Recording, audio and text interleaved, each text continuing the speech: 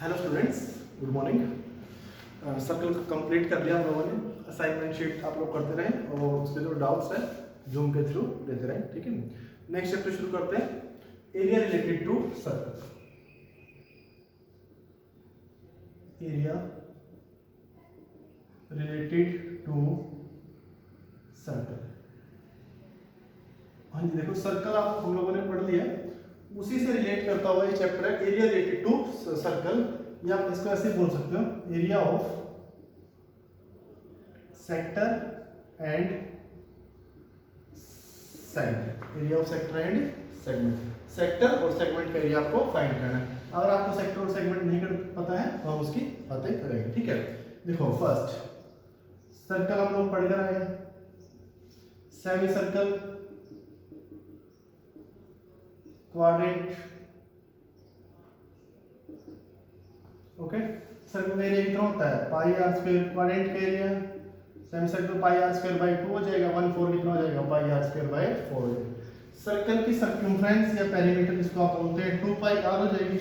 Semi circle में कितना होगा, पाई आर हाफ प्लस 2 आर होगा। हमेशा ये बात याद रखना, पेरीमीटर हमेशा क्लोज फिगर का डिफाइन होगा, ठीक है। तो ये यहां से लेकर यहां तक ऐसे ये पाई आर होगा, कंप्लीट 2 पाई, तो ये डायमीटर होगा ओ, ये आर और आर, तो पाई आर प्लस 2 आर। क्वाड्रेंट का पेरीमीटर कितना होगा, पाई आर बाई 2, ये आर प्लस 2 आर, ओके। कोई डाउट नहीं, आगे बढ़ते हैं। Next is arc. आर्क क्या होती है, आर्क होती है बेटा continuous piece of circle. Continuous piece of circle को क्या बोलते हैं आप लोग, आर्क बोल देते हैं, ओके। फॉर एग्जांपल ए और बी, यहां से लेकर यहां तक मेरा सर्कल का एक कंटिन्यूअस पीस है, तो ये मेरी आर्क ए बी है। इसको ऐसे डिफाइन करते हैं, आर्क ए बी, ओके। अच्छा, अगर आप यहां से यहां देखो तो ये भी सर्कल का एक कंटिन्यूअस पीस है, इसको भी क्या बोलेंगे, आर्क ए बी। बट ये माइनर आर्क ए बी है, माइनर के लिए लिखना जरूरी नहीं है, मेजर के लिए आपको लिखना पड़ेगा major arc A B. Got it, continuous piece of circle arc. ये भी आर्क है और ये पूरा सर्कल भी एक आर्क है, वो भी कंटिन्यूअस। यहां पर मैं कट लगा दिया, जैसे सी डी भी एक आर्क है, बी सी भी एक आर्क है। क्लियर, आगे बढ़ते हैं। Sector and segment of circle, ध्यान से देखेंगे, बेसिक टर्म्स है। सेक्टर, सेक्टर क्या होता है, region bounded by arc and corresponding radius. ध्यान से समझते हैं ना, बिल्कुल बेसिक डेफिनेशन है, पहले कर दो। Reason bounded by arc and corresponding radius is known as sector. Region bounded by arc and corresponding chord is known as sector. ढंग से देख लो, ये मेरी आर्क ए बी है, O A and O B radius है। तो arc और radius ने जो रीजन बाउंड किया है, कौन सा रीजन बाउंड किया है, ये, ओके। इसको बोलेंगे आप लोग सेक्टर ऑफ सर्कल। क्लियर। अच्छा, अगर आप देखो दूसरी तरफ, तो ये जो रीजन है ये मेजर आर्क है और ये उसके कोरस्पोंडिंग रेडियस है, तो ये भी आपका सेक्टर है। तो इसको आप जो बड़ा सेक्टर है उसको क्या बोलेंगे, मेजर सेक्टर, और माइनर के लिए लिखना कंपलसरी नहीं, ठीक है। अच्छा, अगर आर्क लेंथ इक्वल है, आर्क इक्वल सेमी सर्कल हो जाएगा, तो फिर माइनर मेजर खत्म हो जाते हैं। सेक्टर क्लियर हो गया। नेक्स्ट बात करते हैं सेगमेंट। हाँ जी, सेगमेंट क्या है, region bounded by arc and corresponding कोड। लिख लो, region bounded by arc and, बोल रहा हूं लिख लो, कोरस्पोंडिंग कोड is known as segment of circle, is known as segment of circle। सबसे पहले आज जो पढ़ा रहा हूँ ये पढ़ लोगे तो आपका ये चैप्टर कंप्लीट 15 मिनट का ही काम है। उसके बाद आपको नंबर ऑफ क्वेश्चन आप कितने मर्जी करते रहो, आपका चैप्टर अच्छा होता है। बट जो समझने का जो बेसिक्स है, जो फॉर्मुलेज है, 15 से 20 मिनट के है इस चैप्टर में, क्योंकि हम पूरा सर्कल पढ़ के आए हैं। सर्कल की प्रॉपर्टी यूज करके बस एरिया फाइंड करना है। आर्क एंड कोरस्पोंडिंग कोड के बीच जो एरिया होगा, ये सर्कल है मेरे पास, ये मेरी आर्क ए बी है। सुनना ध्यान से, क्या है आर्क ए बी। जब भी आर्क ए बी बोल रहा हूँ माइनर की बात कर रहा हूँ। ए बी के कोरस्पोंडिंग अगर ए बी को ज्वाइन कर दो तो एक कोड आएगी। ये जो एरिया बाउंड किया इसको आप बोलते हैं segment of circle, reason bounded by arc and corresponding code. अगर आप ऊपर की तरफ देखो तो ये मेजर आर्क और ये उसके कोरस्पोंडिंग कोड ए बी, ये जो रीजन बाउंड कर रहे हैं इसको बोलेंगे मेजर सेगमेंट। आप ये भी बोल सकते हो जो कोड है वो सर्कल को 2 सेगमेंट्स में डिवाइड कर देते हैं। अगर कोड डायमीटर है तो वो सेमी सर्कल। नोट कर लो इसको।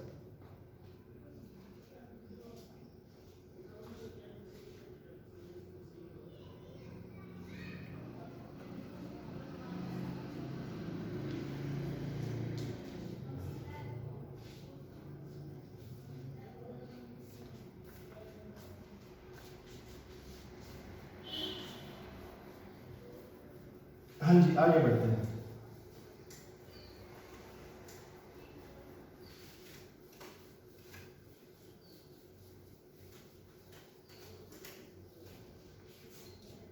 अभी आपको बहुत आसान लगेगा, फर्स्ट लेक्चर है, ठीक है, ध्यान से देखते रहो।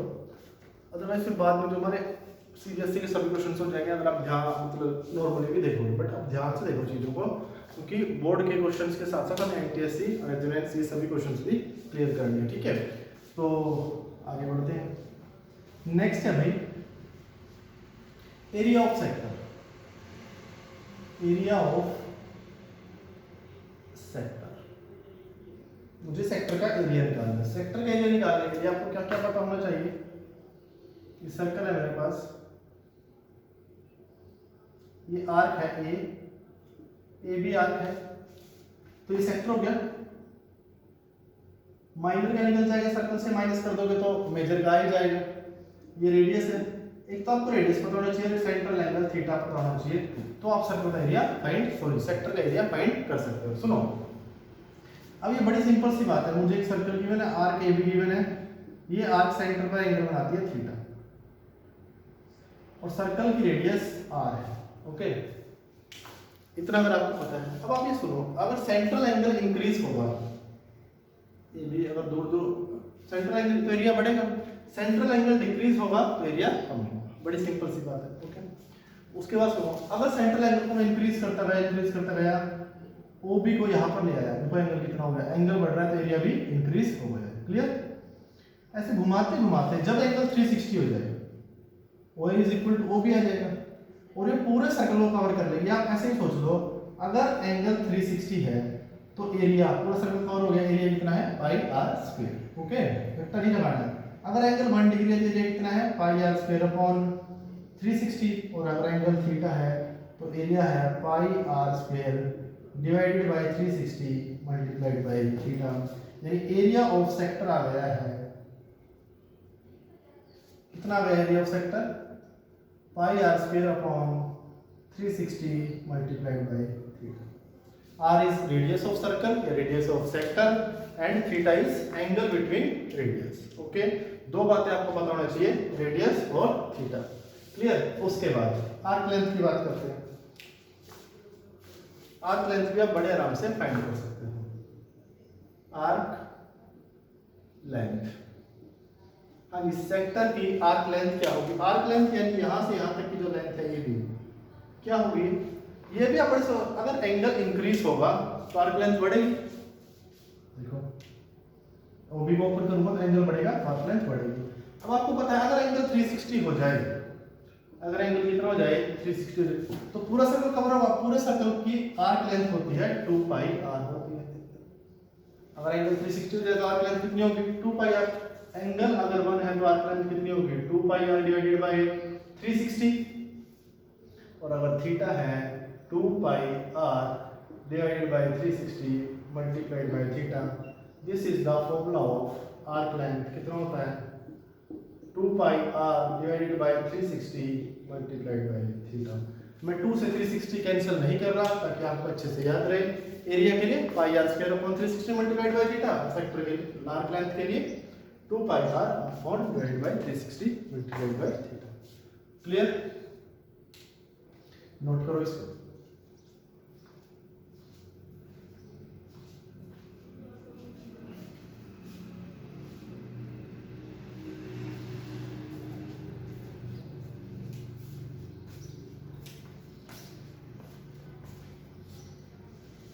आगे बढ़ते हैं।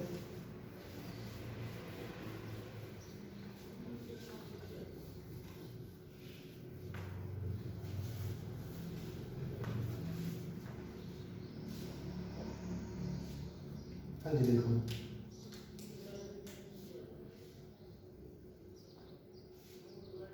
Area of segment. हाँ, सेगमेंट का एरिया क्या होता है? सर्कल है, आर्क ए बी है, ए बी को मीट कर दूं तो ये मेरे पास सेगमेंट आ। मुझे सेगमेंट का एरिया फाइंड करना है। सेगमेंट का एरिया फाइंड करने के लिए ओ, ये रेडियस और ये भी क्या है? रेडियस, और सेंट्रल एंगल थीटा होता है। मुझे एरिया निकालना है,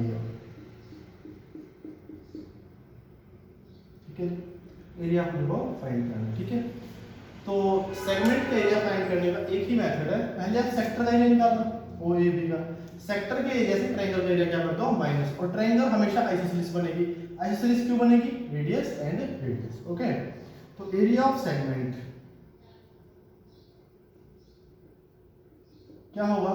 सेक्टर का area pi are square divided by 360 multiplied by theta. Radius और थीटा पता मुझे, माइनस, हाँ जी, ट्रायंगल का एरिया मैं आपको बता चुका, दो साइड्स की मल्टीप्लाई का half are square into sine of angle between them, half are square sine theta. This is area of segment. Triangle का एरिया मैं बता देता हूं आपको हमेशा, half are square sine theta क्यों होगा? देखो यहां से, ये मेरी ट्रायंगल है ओ ए बी, ये एंगल थीटा है, ये रेडियस और ये रेडियस, यहाँ से परपेंडिकुलर ड्रॉ कर दिया, बाइसेक्ट करेगा, कोई दिक्कत नहीं है। तो ये एंगल कितना हो जाएगा? थीटा बाय 2 हो जाएगा। डी बोल दिया मैंने इस पॉइंट को, ठीक है? ध्यान से देखो, ये समझ आ गया। बस अभी को ट्रायंगल एरिया निकाल दिखा रहा हूँ, half are square sine theta. हाँ जी, in triangle O D A, right angle triangle है, ये 90, यहाँ पर एंगल, तो ये बेस, ये परपेंडिकुलर और ये हाइपो। हाँ जी, एडी लगा देता हूँ, sine theta by 2, sine theta perpendicular upon hypo, AD divided by R. AD कितना आ गया? R sine theta by 2। Okay, हाँ, इसी ट्रायंगल में लगाओ cos theta by 2, base OD upon R. OD कितना आ गया? R cos theta by 2। अच्छा बेटा, AD R sine theta by 2 है, तो ए बी कितना हो जाएगा? डबल हो जाएगा ना, A B 2 R sine theta by 2। Isosceles triangle में परपेंडिकुलर डालोगे, बाइसेक्ट करेगा। Clear? Area of triangle, area of triangle, half into base into height, half into base A B 2 R sine theta by 2 into height O D R cos theta by 2। हाँ जी, half are square, 2 से 2 cancel नहीं कर रहा, इसको लिख रहा हूँ 2 sine theta by 2 cos theta by 2। ट्रिको में आप लोगों ने पढ़ा होगा, साइन 2 थीटा का फॉर्मूला होता है 2 साइन थीटा कोस थीटा, तो साइन थीटा का फॉर्मूला हो जाएगा इस हिसाब से 2 sine theta by 2 cos theta by 2। तो ये क्या हो जाएगा मेरे पास? साइन थीटा हो जाएगा, half are square sine theta. Note करो इसको, area of sector, area of segment, बस यही है पूरे चैप्टर में, सेक्टर सेगमेंट।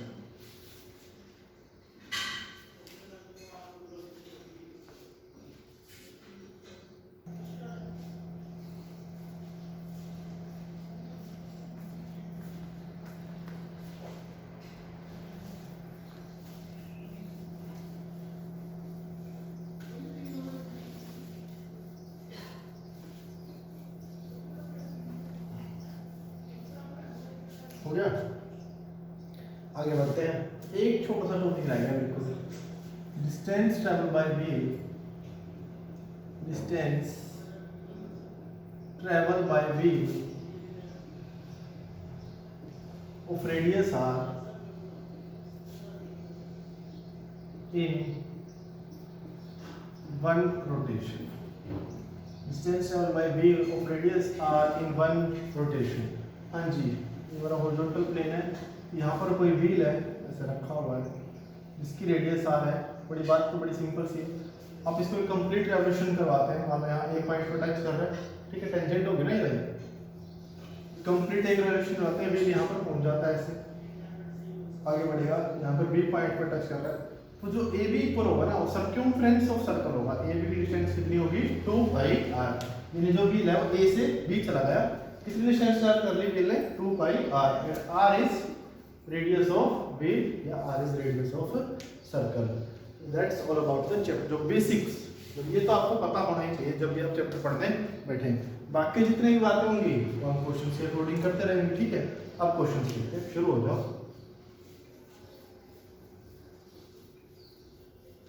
फर्स्ट क्वेश्चन लिखो,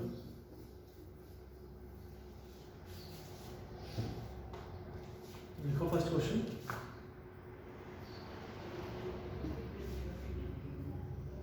A car travels a distance of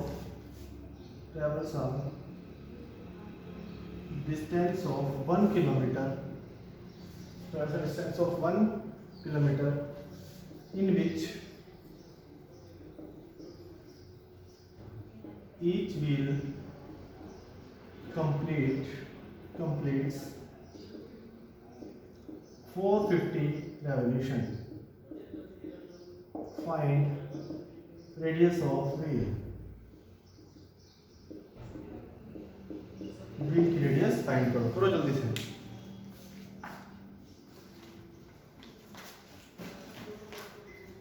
सबसे आसान सवाल लिखा है मैंने,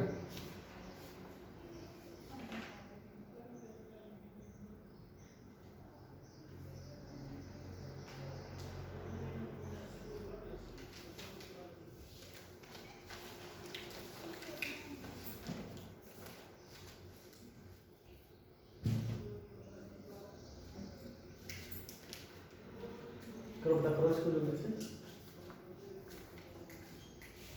हाँ जी देखो, a car travels a distance of 1 kilometre, distance कितनी है, डिस्टेंस 1000 मीटर लिख लो।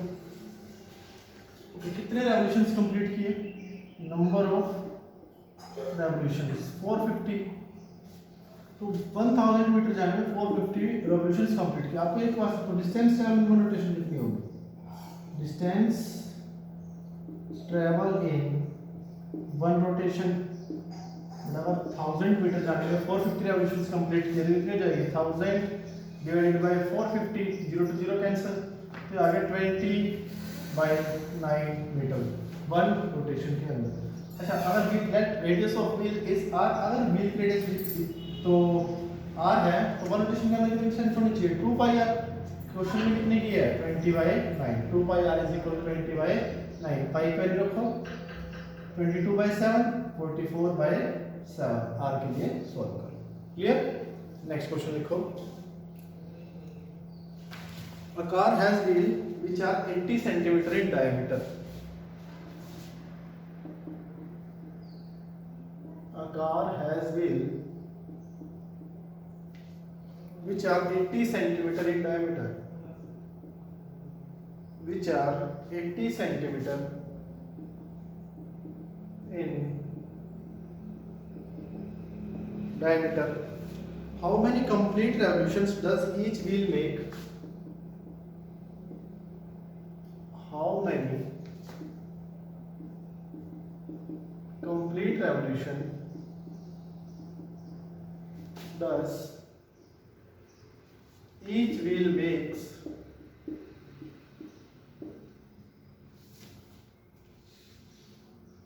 in 10 minutes when the car is traveling at a speed of 66 km per hour? When the car is traveling at the speed of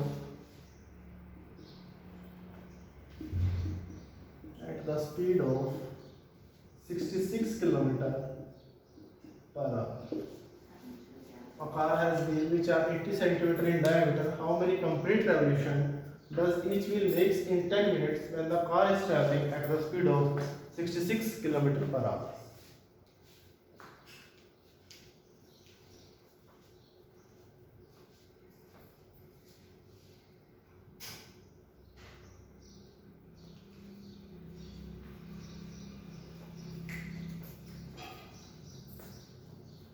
हाँ जी, शुरू करते हैं।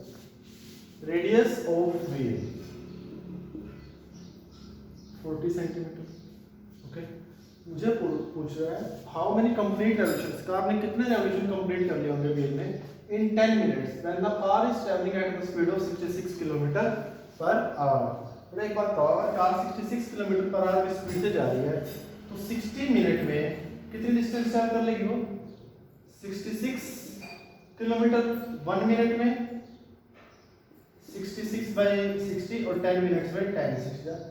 तो car ने जो डिस्टेंस ट्रैवल की है वो 11 किलोमीटर गई है कार। कितने किलोमीटर गई है? 11। बात समझ आ गई? 10 मिनट में कितना जाएगी? 11 किलोमीटर। 10 मिनट में बताना कितने रेवोल्यूशन, तो मैंने 10 मिनट में डिस्टेंस ट्रैवल कर निकाल ली। कितने किलोमीटर? 11 किलोमीटर। ओके, कोई दिक्कत नहीं है।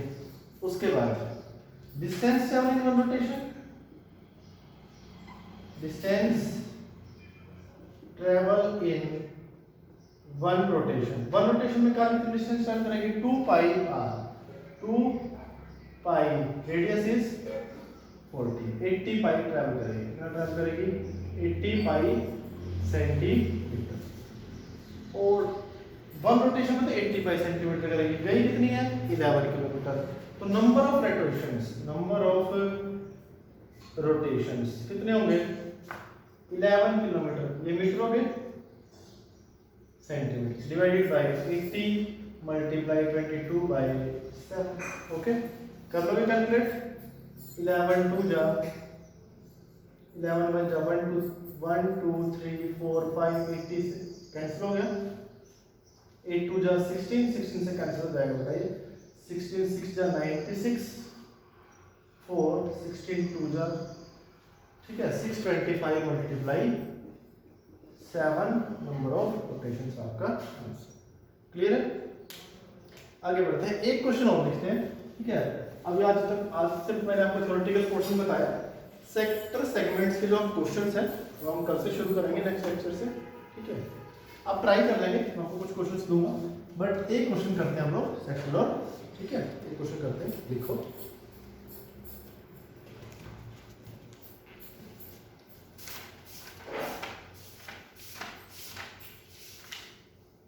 हाँ जी, क्या क्वेश्चन दिया? मुझे फिगर दिया हुआ है,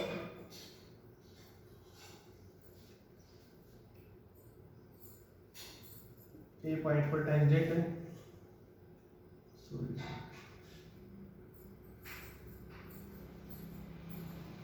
ठीक है। ए पॉइंट पर ए बी टेंजेंट है, ये रेडियस है, ये एंगल थीटा दिया हुआ है, ये सी पॉइंट दिया हुआ है। ओके, फिगर गिवन है, ओ ए रेडियस है, ए पॉइंट पर टेंजेंट है ए बी। यानी अगर टेंजेंट है ये वाला एंगल कितना होगा भाई? 90 होगा। मुझे ये एरिया शेड कर रखा है, ये वाला सभी एरिया क्या है? शेड है, ठीक है। मुझे फाइंड करना है perimeter of shaded, perimeter of shaded and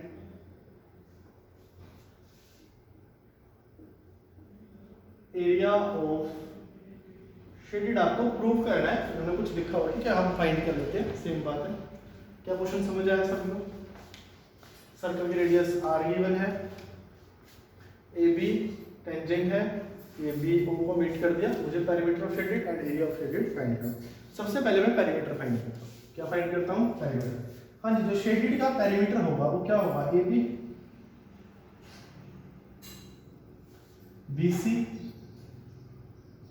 और ये आर लाइन, जिसको मैंने ब्लैक किया है, that is perimeter of shaded. हाँ जी, फाइंड करते हैं। रेडियस पता है तो यहाँ से यहाँ तक में क्या होगी, ओसी भी रेडियस, ये सेक्टर की आर्क लेंथ अभी बताई थी कितनी होगी, 2 pi r divided by 360 multiplied by theta. Clear, कोई डाउट? अच्छा प्लस ए बी आएगा, प्लस क्या आएगा ए, ना तो मुझे ए बी पता ना बी सी पता। चलिए पहले वही निकालते हैं। अब इस ट्राइंगल में देखो, in triangle O A B right angle triangle है, ये 90 है, ये क्या है थीटा।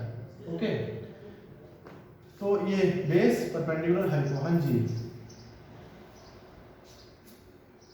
बेस परपेंडिकुलर हाइपो, मुझे बेस गिवन है, परपेंडिकुलर निकालना, tangent theta is equal to A B by R, A B की वैल्यू आ गई है are tangent theta, A B की वैल्यू कितनी आ गई है आर टेंजेंट थीटा। अच्छा मुझे ओसी और ओसी तो पता है, बीसी और निकालना है, बीसी निकालने के पहले मैं ओबी निकालता हूँ। सुनो